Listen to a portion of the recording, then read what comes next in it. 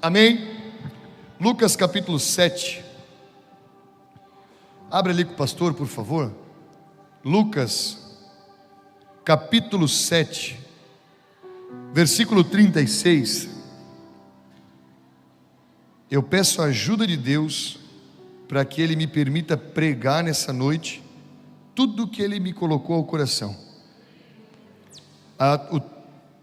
O tema da mensagem de hoje é: o amor evidencia o perdão. Eu peço para que você preste bem atenção naquilo que nós vamos falar. Eu quero ler o texto por inteiro, e depois eu quero ir pegando alguns pontos do texto como exemplo, que vão nos mostrar a vontade de Deus para a nossa vida, né?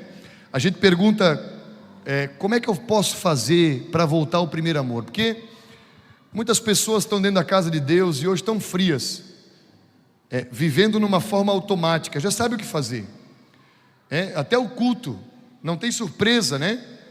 E por não ter surpresa se torna algo monótono. Sabe que vai entrar aqui, né? Vai ter 3, 4 louvores, 5 louvores, vai vir a palavra de oferta, depois da palavra de oferta vem a palavra do evangelho para nós, e depois tem um louvor, uma oração e todo mundo vai para casa. E isso às vezes gera dentro de nós um comodismo. É verdade ou não é? Eu já passei muito por isso e luto diariamente para não passar por isso. Isso é uma realidade que acontece na vida do crente que mais ora aqui dentro, do crente que mais jejua aqui dentro. É a realidade de que, se a gente não tomar cuidado, a gente vira um cristão automático, acomodado, frio, acostumado à liturgia, à cerimônia. A gente já sabe o que vai acontecer, não há nada de novo. Então a gente vem para cá com aquele sentimento de: ó, Senhor, é domingo, é o primeiro dia da semana, então eu estou indo para lá. E aí quando acaba o culto, a gente tem aquele sentimento de alívio. É um alívio por ter feito já a sua parte e poder ir para casa viver a sua vida. E isso é um laço para nós que a nossa carne quer colocar no nosso coração. Esse sentimento de alívio quando o culto termina, que nos faz pegar a Bíblia e lembrar de Deus só na quarta-feira ou só no domingo que vem, é um laço. A gente se acostuma a viver uma vida de cerimonialismo, de liturgia, de igreja, onde Deus é digno da minha atenção a partir das 7 da noite até as 9, se passar 9:30 no máximo, que o culto não pode ir até as 10, mas depois das 10 eu respiro fundo, já apresentei o meu holocausto a Deus, e eu posso voltar para minha casa, viver a minha vida, e assim que eu precisar, eu recorro ao Senhor. Isso é muito mais normal do que nós imaginamos. Ter Deus como gênio da lâmpada, como um amuleto, de só buscá-lo quando precisamos, é mais normal do que nós imaginamos. E isso é o que faz com que o primeiro amor que a gente já viveu se esfrie. Quando a gente fala com alguma pessoa e pergunta para ela qual foi a época em que ela viveu o seu primeiro amor, geralmente ela vai dizer que foi no início da sua conversão, certo? Quem viveu a época do primeiro amor, se você ainda está vivendo, tudo bem, mas eu quero saber se o início do primeiro amor, que é aquele amor ardente por Jesus, que te fazia negar todas as coisas e estar na presença dele, quem viveu essa época do primeiro amor, logo quando entrou na casa do Senhor, levante a mão.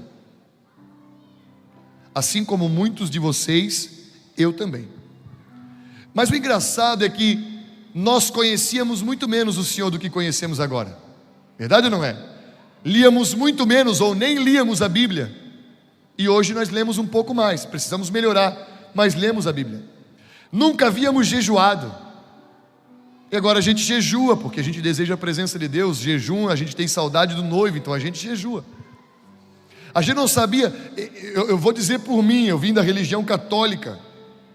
Eu era um católico não praticante.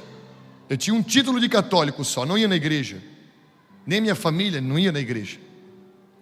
Mas eu tive, quando entrei, dificuldade de falar Jesus. Já falei uma vez isso aqui. Eu até liguei para o pastor, perguntei se eu estava em pecado, porque eu não conseguia falar Jesus. Ele disse: calma, tu acabou de entrar, acabou de vir para Jesus, daqui a pouco tu está falando de Jesus para tudo. Tu está falando de Jesus para o cachorro, está falando de Jesus para o poste, está falando de Jesus para qualquer coisa daqui a pouco. Calma, É uma coisa que tu tem que se ambientar.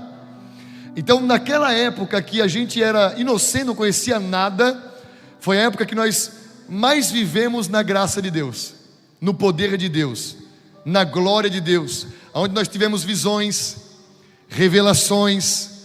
Se você for contar assim como eu, sonhos que você teve, revelações que você teve, visões que Deus te deu, batismo em línguas estranhas, foi naquela época, quando nós buscávamos a Deus de fato e de verdade.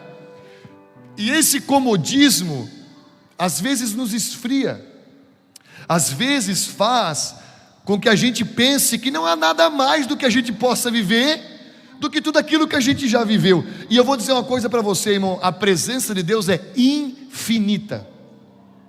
Quanto mais de Deus você tiver, mais você pode provar. Quanto mais dentro do rio você está, mais longe você pode chegar. Quanto mais próximo da presença de Deus você estiver, mais sede por Ele você vai ter. Se a gente está vivendo um lugar de comodismo, é porque a gente se afastou um pouco do Senhor. E se a gente se afastou um pouco do Senhor, foi porque a gente decidiu fazer isso. A vontade de Deus, eu já vou entrar na palavra, a vontade de Deus não é se afastar do seu povo, mas geralmente a nossa vontade é nos afastarmos de Deus. É verdade ou não é? Porque a gente quer viver a nossa vida. O Senhor está aqui, o domingo já foi, a partir de agora eu me mando, eu tomo as minhas decisões, eu sei o que fazer, aí se eu precisar eu chamo de novo. A gente pode cair nesse comodismo. E aqui vai mostrar a respeito de uma mulher, uma pecadora, que ungiu os pés de Jesus com as suas lágrimas, enxugou com os seus cabelos, e no mesmo instante que ela molhava os pés de Jesus com lágrimas e enxugava com o cabelo, ela beijava. Ela estava beijando Jesus. Depois de beijar Jesus, lavar os seus pés, enxugar com o cabelo, ela coloca um unguento, um perfume. Aquele perfume inunda a sala. Uma atitude dessa tem que ser muito corajosa para ter. Na verdade, uma atitude dessa é uma atitude drástica. E nós precisamos entender por que essa mulher tomou essa atitude drástica. E nós vamos ler o versículo 36, que diz assim. Depois nós vamos entrar em alguns pontos, eu quero que você preste bem atenção, por favor. Convidado por um dos fariseus, verso 36, para jantar, Jesus foi à casa dele e reclinou-se à mesa. Ao saber que Jesus estava comendo na casa do fariseu, certa mulher daquela cidade, olha só como o texto enfatiza. Verso 37, perdão. Ao saber que Jesus estava comendo na casa do fariseu, certa mulher daquela cidade, uma pecadora, é enfático, uma pecadora, trouxe um frasco de alabastro com perfume e se colocou atrás de Jesus, a seus pés. Chorando, começou a molhar-lhe os pés com suas lágrimas. Depois os enxugou com os seus cabelos, beijou-os e os ungiu com o perfume. Ao ver isso, o fariseu que o havia convidado disse a si mesmo: se este homem fosse profeta, saberia quem nele está tocando e que tipo de mulher ela é. De novo, uma pecadora. Então lhe disse Jesus: Simão, tenho algo a lhe dizer. Dize, mestre, disse ele. 2 homens deviam a certo credor. Um lhe devia 500 denários e outro 50. Nenhum dos dois tinha com que lhe pagar, por isso perdoou a dívida a ambos. Qual deles o amará mais? Eu quero que você guarde isso. Qual deles o amará mais? Verso 43, Simão respondeu: suponho que aquele a quem foi perdoado a dívida maior. Você julgou bem, disse Jesus. Em seguida, virou-se para a mulher e disse a Simão: vê esta mulher? Entrei em sua casa, mas você não me deu água para lavar os pés. Ela, porém, molhou os meus pés com suas lágrimas e os enxugou com os seus cabelos. Você não me saudou com um beijo, com ósculo santo, mas esta mulher, desde que entrei aqui, não parou de beijar os meus pés. Você não ungiu minha cabeça com óleo, mas ela derramou perfume nos meus pés. Portanto, eu lhe digo, os muitos pecados dela lhe foram perdoados, pois ela muito amou. Mas aquele a quem pouco foi perdoado, pouco ama. Então Jesus disse a ela: seus pecados estão perdoados. 49, os outros convidados começaram a perguntar: quem é esse que até perdoa pecados? Jesus disse à mulher: sua fé a salvou, vá em paz. Essa história, como nós vimos, é a respeito de uma mulher pecadora. É enfático que ela é uma mulher pecadora. Ela é uma mulher que todo mundo conhecia, que agia em pecado. Possivelmente uma prostituta daquela cidade da Galileia, por todos conhecerem e enfatizarem que aquela mulher era uma pecadora.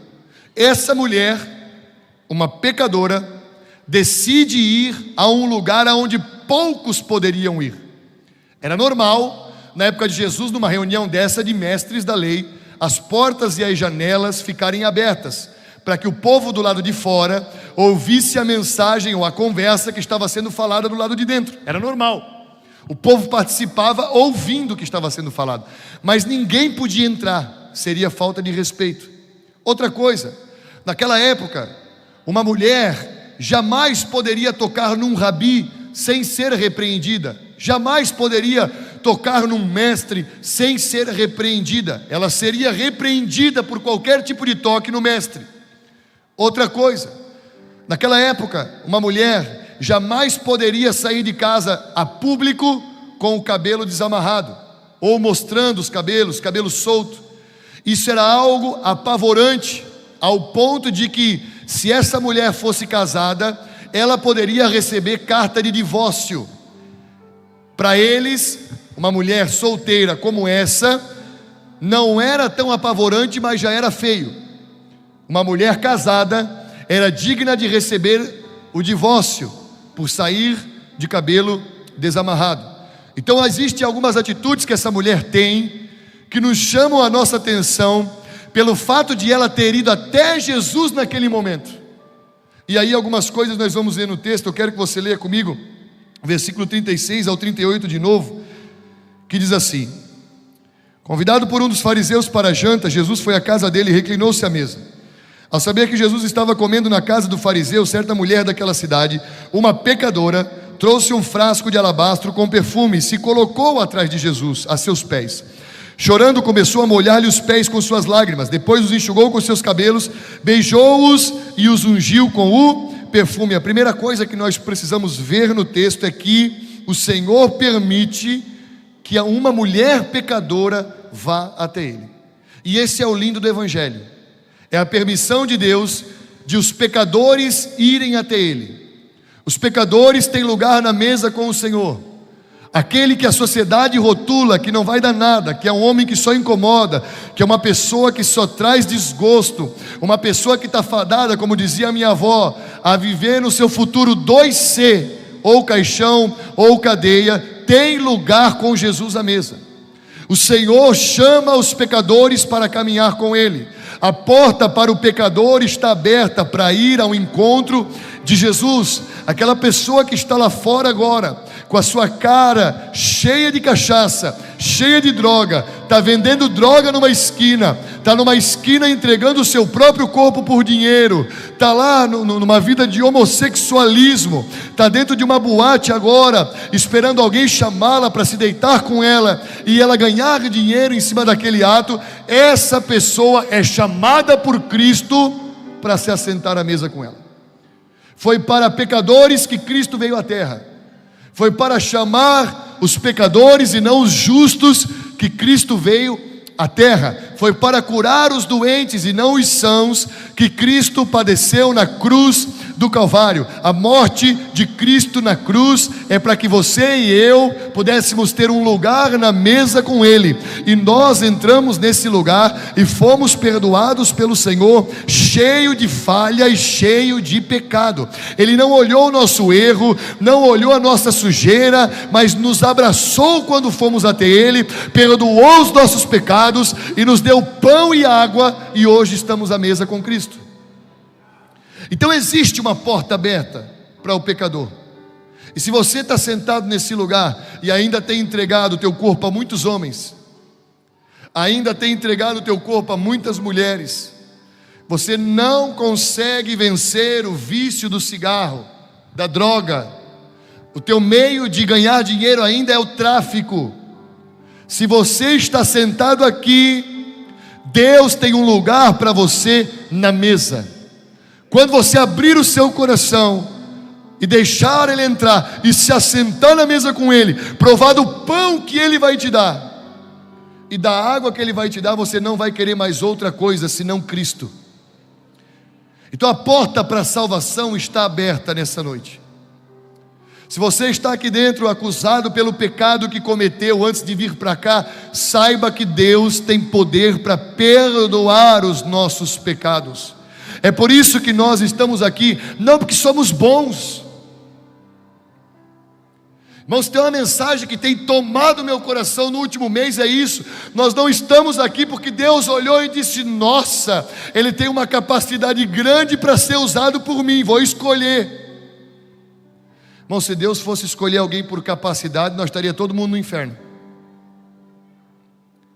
Ninguém foi escolhido porque tem capacidade para alguma coisa. Fomos escolhidos porque Ele nos amou mediante a sua morte.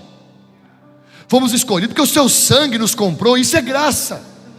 Graça é uma coisa que não adianta eu vir aqui tentar explicar para você, porque graça não se entende, graça se vive.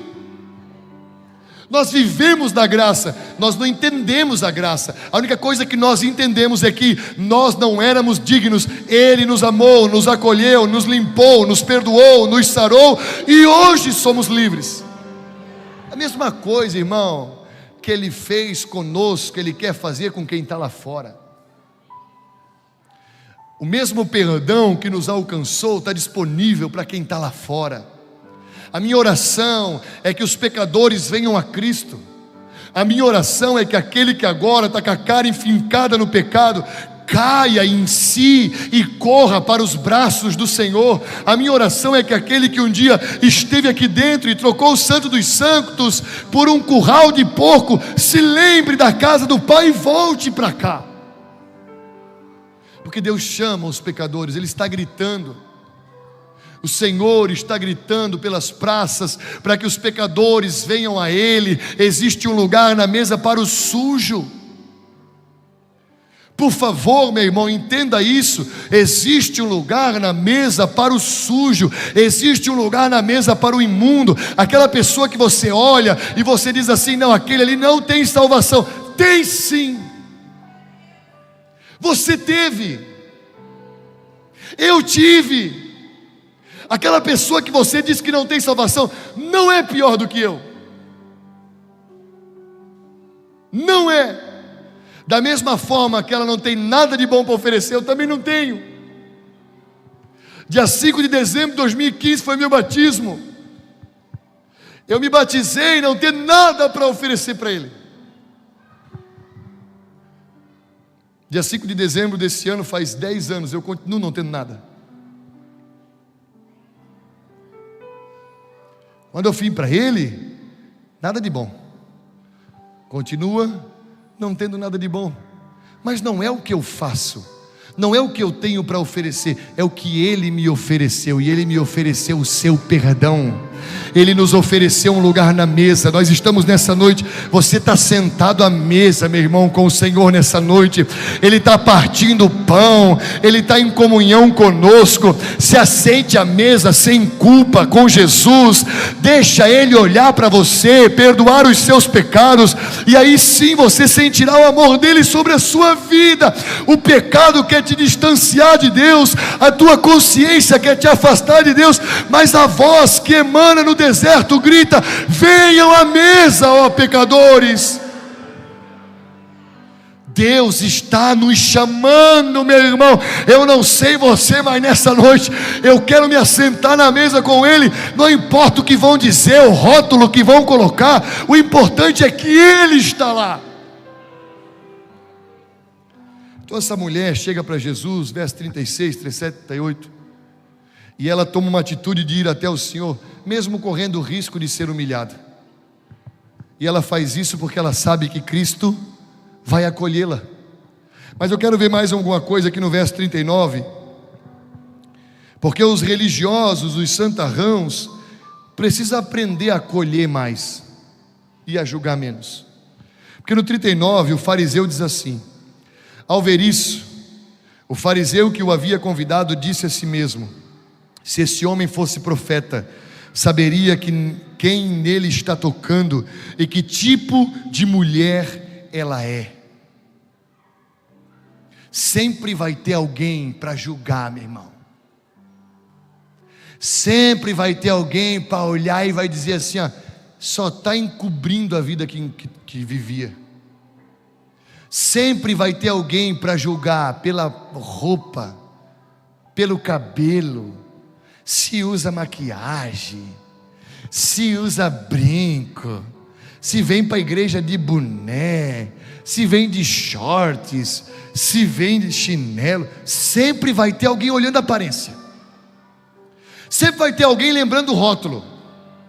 Sempre vai ter alguém para dizer assim, não adianta, eu conheço desde pequeno, não muda nunca. Não adianta, eu sei bem quem é, está só mascarando, não presta. Não prestava. Continua não sendo aquela Brastemp toda, mas não prestava. Está sendo aperfeiçoado de fé em fé e de glória em glória. Sempre vai ter religioso para chegar para você, que está na presença de Jesus, chorando, se arrebentando de chorar, e num culto como esse se joga no chão, grita, diz que ama Jesus. Sempre vai ter alguém que vai dizer assim, é só emocionalismo, é só sentimentalismo. Mas se isso é emocionalismo, deixa se emocionar. Se é sentimentalismo, cuida da tua vida, meu irmão. Deixa o cara que está fluindo fluir, deixa o cara que está chorando chorar, deixa o cara que está de joelho se ajoelhar, deixa o cara que está gritando gritar, deixa o cara que está assoviando assoviar. Só ele sabe a vida que vivia e o perdão que recebeu. Só ele. Só ele. A gente coloca rótulo, não coloca? É bobiça. É bobiça. Para que tudo isso? É igual quando a gente, claro que às vezes, né? Às vezes também ultrapassa, né? Às vezes também.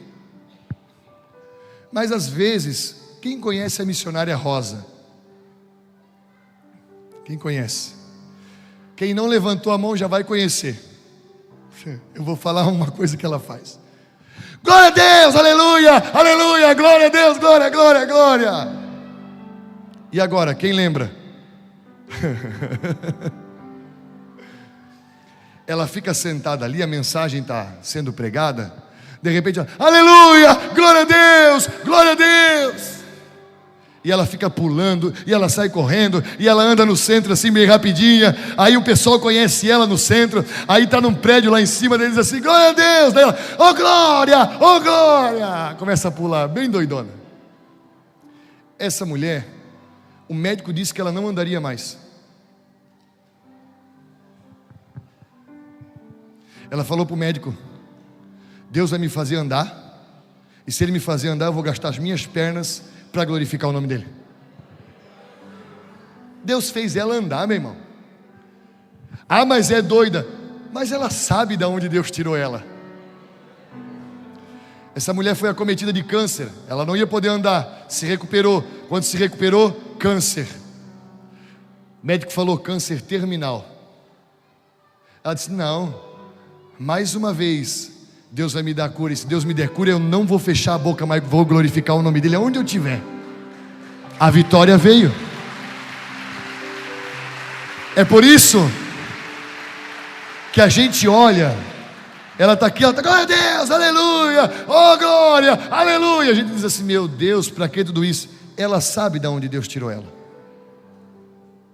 Essa mulher aqui, meu Deus, olha aí, ó.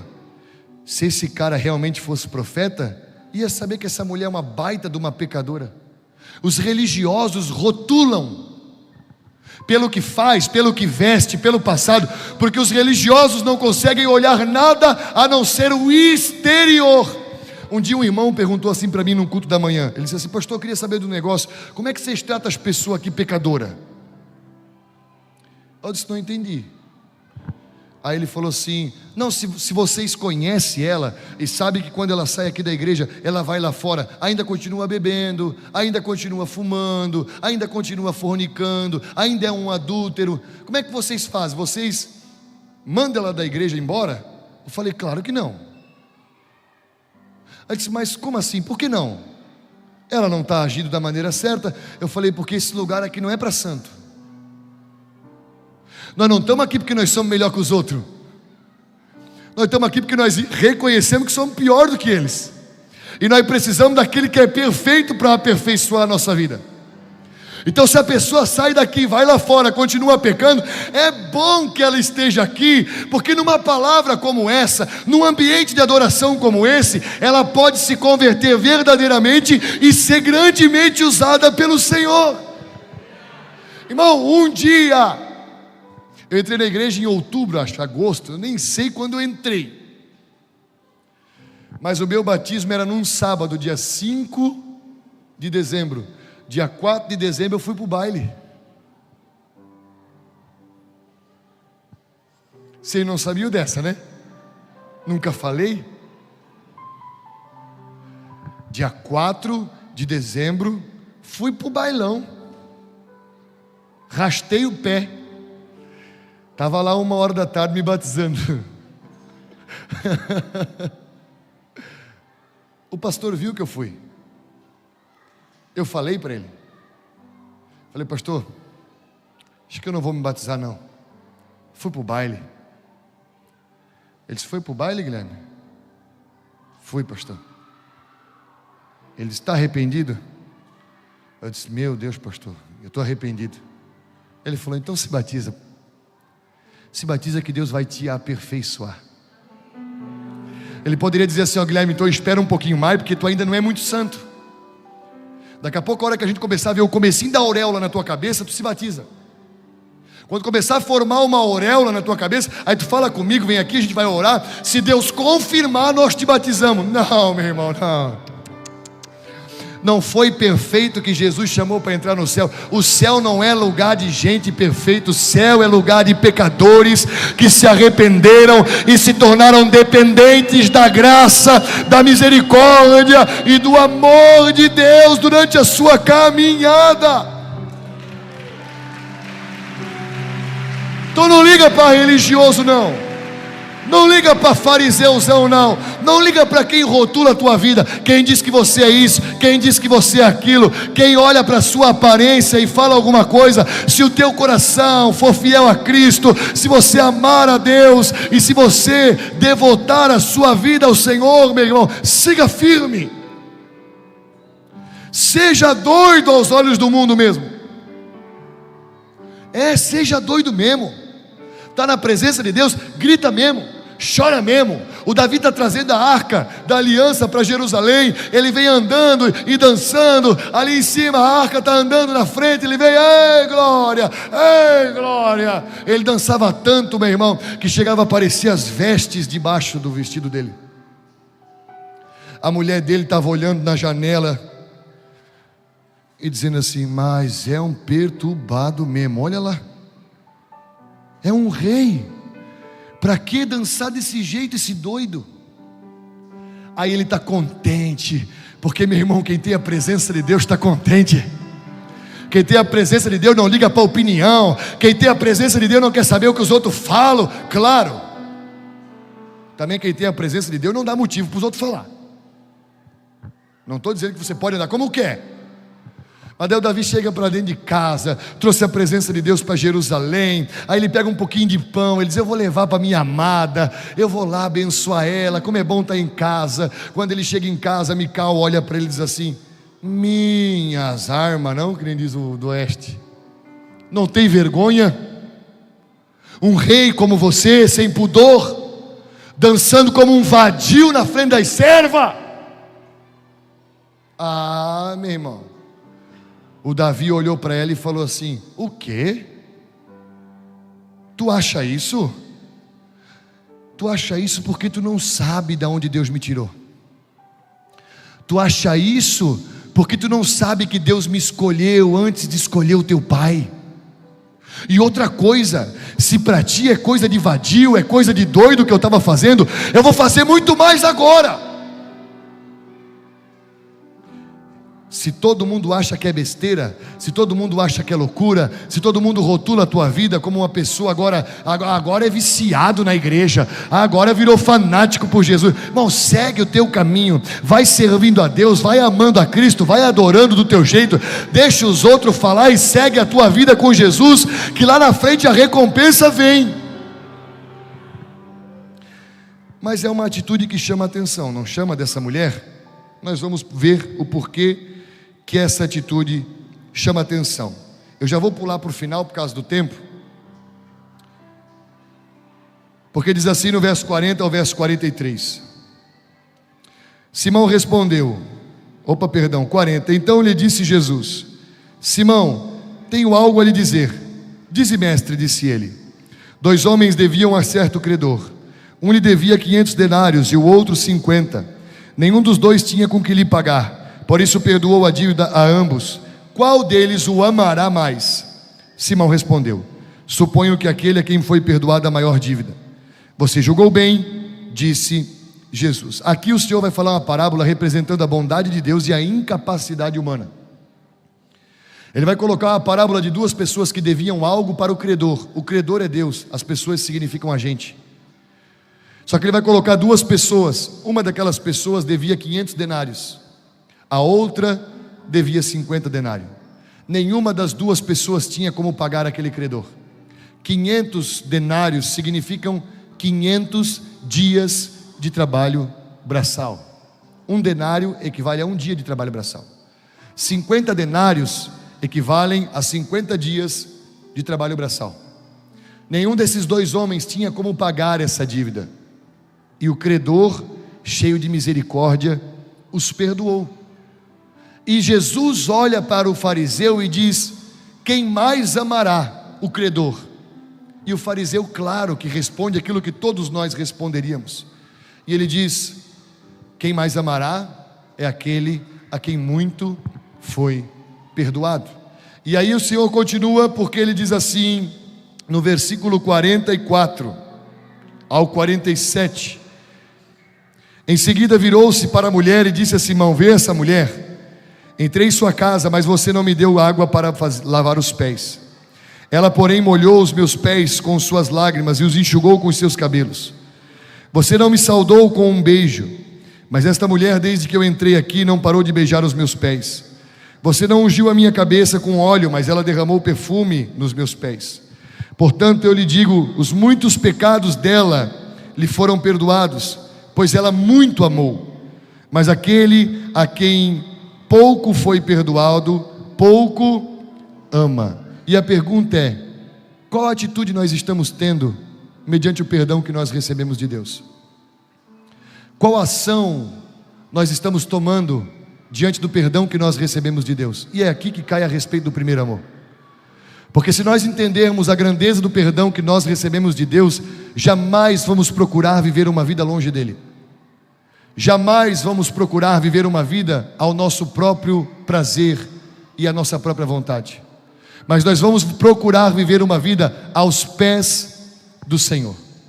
Essa mulher que fez o que fez, não tem o primeiro encontro com Jesus nessa cena.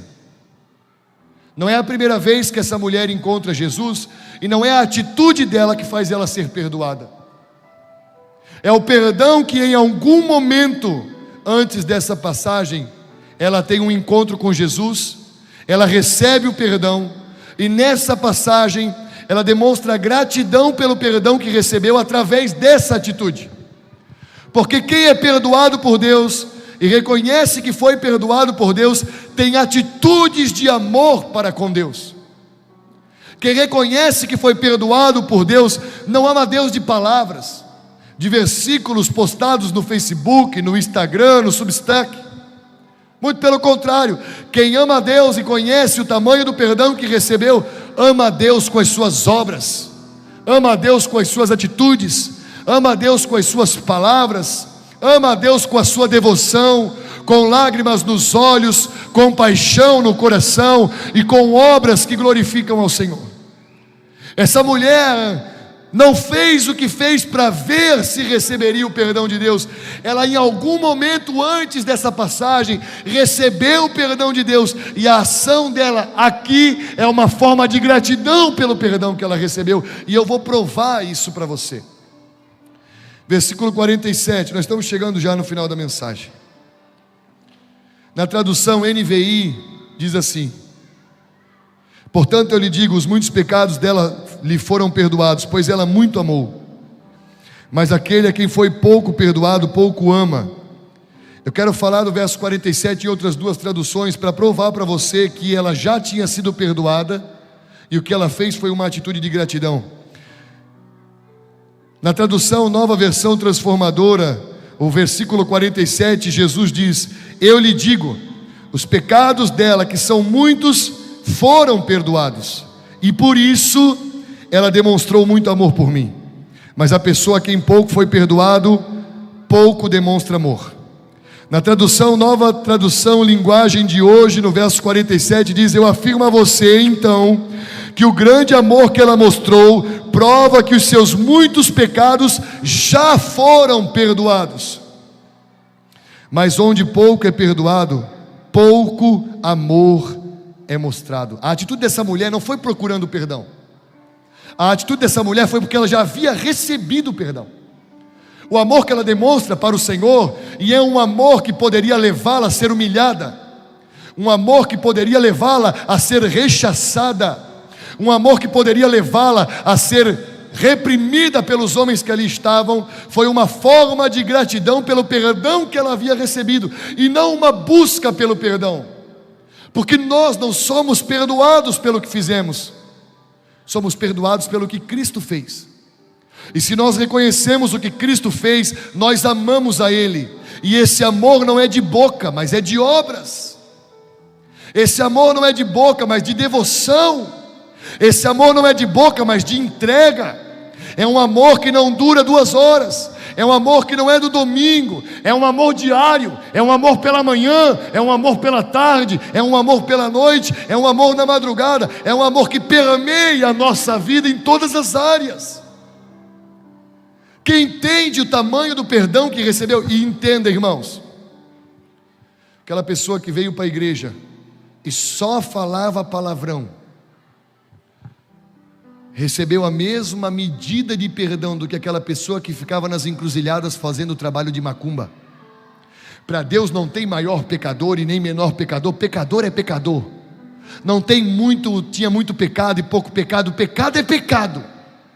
Quando Ele fala de muito ser perdoado, Ele fala do quanto eu reconheço o quanto eu fui perdoado, do quanto eu reconheço da onde Deus me tirou, da vida miserável que eu levava, de como era a minha vida. Irmãos, eu digo para você, eu não estaria hoje aqui 10 anos depois, se Jesus não tivesse me abraçado na minha sujeira. A minha mãe tinha câncer, foi Jesus que curou ela.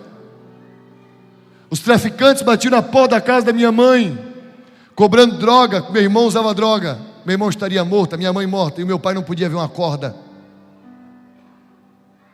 Se meu pai visse uma corda, ele tinha que dar um jeito de ir lá tirar. Ele não dormia de noite, ele não podia ver uma corda. A minha família não estaria mais aqui. Aonde eu estaria, irmão, se o único recurso que eu tivesse era bebida? Eu já era um cara viciado em cachaça, tomando martelinho. O meu único recurso de refúgio seria a bebida. Eu talvez não estaria mais aqui, mas quando eu olho para trás, nos momentos de angústia, quando eu não tinha para quem correr, e eu ouvi falar que Ele tinha alívio para o peso das minhas costas, eu fui até Ele, não sabia falar, nunca orei na vida, não sabia os cânticos de louvor, nunca tinha ouvido a pregação da mensagem, mas o seu amor me alcançou. Eu olho para trás, irmãos, e eu não tenho nenhuma petição a Ele, eu não tenho nenhum pedido a Ele, eu não quero mais nada dEle, eu sou completo em tudo que Ele já fez por mim. A atitude dessa mulher de chorar aos pés dele é a atitude de alguém que reconhece que foi perdoada. É a atitude de alguém que era rotulada pela sociedade como pecadora, No texto foi enfatizado 2 vezes, essa mulher não foi falado o nome dela, ninguém sabe. Lá na frente, quando é a vez da Maria, a irmã do Lázaro, em Mateus 26, João no capítulo 12 diz o nome dela, Maria. Essa aqui ninguém sabe o nome, só o rótulo. Não é a Raquel, não é a Isabela, não é a Maria, é uma pecadora. Todo mundo apontava o dedo, todo mundo zombava, todo mundo acusava, todo mundo dizia que não ia dar nada. Jesus abriu o braço e recebeu. O maior pecador dessa cidade, ao ter um encontro com Jesus, não será rechaçado. O Senhor não vai trazer um pergaminho para mostrar a grandeza do seu pecado, até porque todo escrito de dívida que era contrário a nós, Ele levou sobre si no madeiro. O pior pecador dessa cidade, que pode ser eu, tem lugar na mesa com Jesus.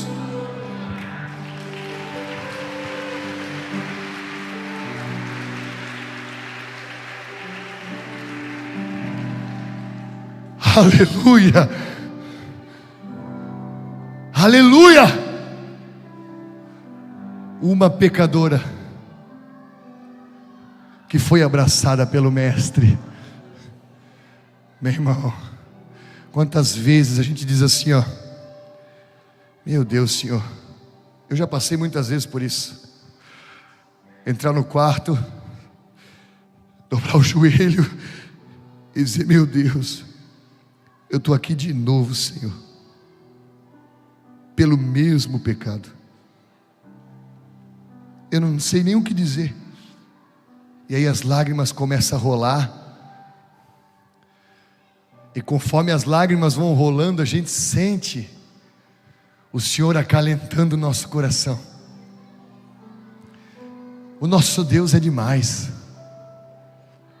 Irmão, quem é que poderia escolher você, meu irmão? Você é ruim demais. Você é péssimo. Eu também. Nós somos ruins, irmão. Se alguém olhasse e botasse uma régua, ninguém prestaria. A régua de Deus, como diz o pastor um dia, é a sua misericórdia. O prumo de Deus é o seu amor leal. Nós não amamos a Deus, irmão, porque olhamos nele algo e dissemos: meu Deus, então eu te amo. Não, nós amamos porque Ele nos amou primeiro.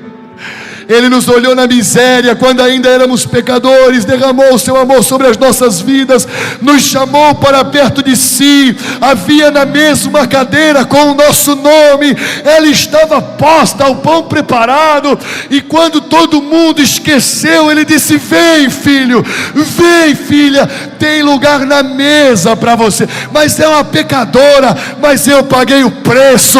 Mas é um traficante, mas eu paguei o preço. Mas é uma prostituta, eu paguei o preço. O ingresso para sentar na mesa é o seu sangue.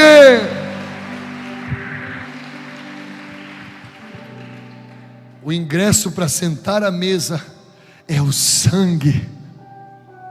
Hebreus 10 diz que nós estávamos impedidos por causa de um véu de entrar na presença de Deus, mas além dele rasgar o véu, Ele nos preparou um novo e vivo caminho. Esse novo e vivo caminho não é traçado por quem é bom, esse novo e vivo caminho é feito pelo seu sangue. Eu tento, eu juro, não pode jurar que é pecado, mas se eu tento não gritar, eu não sei como é que esse microfone não quebra. O que essa mulher teve, irmão, não foi ver uma oportunidade dizendo assim: não, eu vou lá, vou me jogar aos pés dele, eu vou beijar, eu quero enxugar com meus cabelos, porque quem sabe ele vai olhar para mim e vai me perdoar. Não, ela já tinha sido perdoada. Eu mostrei para você na NVT e na NTLH outras 2 traduções que mostram que ela já havia sido perdoada, e o que ela estava fazendo era um sinal de gratidão. Ela estava dizendo: Deus, obrigado por tirar esse rótulo de mim. É igual o Davizinho. ele sabia de onde Deus o tinha tirado. Estava esquecido pela família atrás das malhadas, Deus estava lá com ele. Abandonado pela família, rótulo de alguém que... Irmão, o profeta Samuel chegou na casa de Jessé, pai de Davi, para ungir o novo rei. Estava todos os filhos na casa. Cadê Davi? Está fazendo o pior trabalho de alguém naquela época: cuidar de ovelha. O profeta vai ungindo todo mundo. De repente vem, acaba os filhos. O profeta fala assim: mas não pode, Deus não erra. Se prepara para tocar aquele louvor. Não pode, Deus não erra. Aí Samuel fala assim: tem mais algum filho?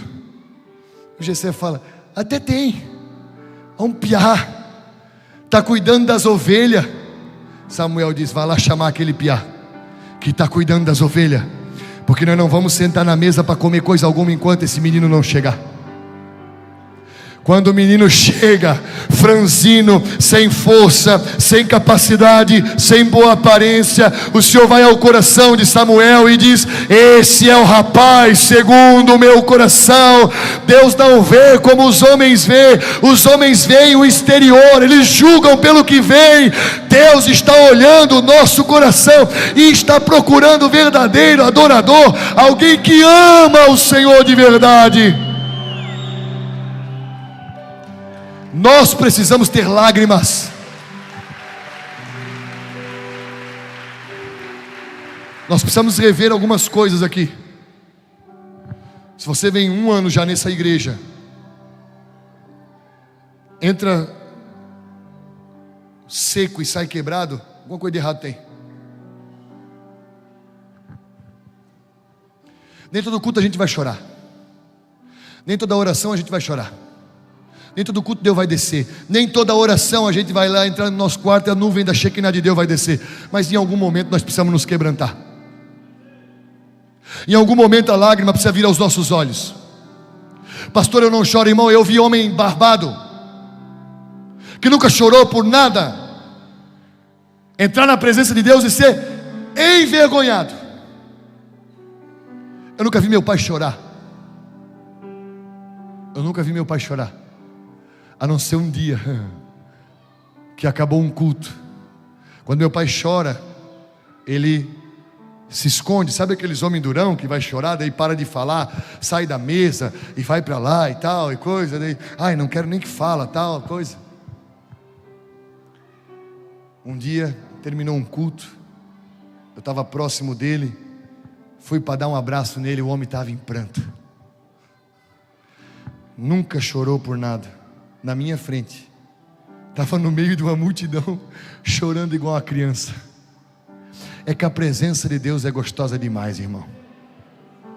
Que Deus coloque no nosso coração novamente o derramar, que saia dos nossos olhos lágrima, que possamos ir aos pés do Senhor com o nosso coração grato, entregar a Ele toda a nossa devoção, todas as nossas afeições serem colocadas no Filho de Deus, naquele que tinha todas as coisas para permanecer no seu trono, mas decidiu se fazer homem, humilhando-se a si mesmo, para morrer por um ser humano como você e eu, e entregar a sua vida na cruz, para pagar o preço pelo seu e pelo meu pecado. Hoje somos completos, hoje somos felizes. Alguém é feliz? Hoje somos felizes e completos, porque Cristo pagou o preço em nosso lugar. Devemos tudo a Ele, por meio dEle e para Ele são todas as coisas. A Ele pois a glória eternamente, amém. Ele é digno de louvor. Grupo de louvor, por favor, conversa com o Eric ali para nós fazer aquele louvor, pode ser? Para terminar, eu só quero ler algo aqui. Se você quiser abrir Isaías 53, versos 4 e 5. Existe uma unção nesse lugar. Eu sei que o Senhor está te puxando de volta. Ele não atrai ninguém pela força, mas é pelo Espírito. Não é por força nem por poder, é pelo Espírito. O que você está sentindo é o agir do Espírito de Deus. O Senhor disse que nos levaria ao deserto, para no deserto nos falar de amor. Isaías 53, e eu termino dizendo: devoção, lágrimas e a não importância de ser ridicularizado é a maior evidência de alguém que reconhece o tamanho de perdão que recebeu de Deus. Isaías 53, verso 4 e 5 diz assim: certamente Ele tomou sobre si as nossas enfermidades e sobre si levou as nossas dores. Contudo nós o considerávamos castigados por Deus afligido e atingido. Você pode se colocar de pé, por favor. Quero terminar o verso 5 com você de pé. Verso 5 diz: mas Ele foi traspassado por nossa transgressão, foi moído por causa de nossas iniquidades. O castigo que nos trouxe, ou que nos traz paz, estava sobre Ele, e pelas suas pisaduras fomos curados. Sabe o que acontecia no princípio? Que nós amávamos a Deus daquele jeito, nós não nos gloriávamos em nada, nós não olhávamos para nós mesmos, até porque a gente não tinha nada para oferecer. A gente entendia cada ponto do perdão de Deus sobre nós, porque nós reconhecíamos o quão pecador nós éramos. Agora não. Agora a gente coloca uma carapaça de crente e parece que é anjo. E o Senhor diz que bem-aventurado não são os bons, mas são os pobres de espírito, porque eles verão a Deus. E pobre de espírito é aquele que sabe que em si não tem capacidade nenhuma, não tem sabedoria nenhuma, não tem força nenhuma, e não consegue ir a lugar algum se a presença bendita de Deus não estiver com ele. Irmãos, a minha oração é que Deus possa encher a nossa vida antes de terminar esse culto. Antes de terminar, irmão, que nem termine o culto, irmão. Que nem termine o culto, irmão. Eu não sei você, mas eu não quero nem saber. Que nem termine o culto, que a glória venha, que a unção de temor tome o nosso coração e a gente caia de joelho, prostrado em devoção, com lágrimas nos olhos. Se for para maquiagem borrar, deixa a maquiagem borrar. Se for para se descabelar, se descabela. Se for para se jogar ao chão, se jogue ao chão. Mas por favor, que as tuas afeições estejam no Cristo. No Cristo. Feche os seus olhos, por favor.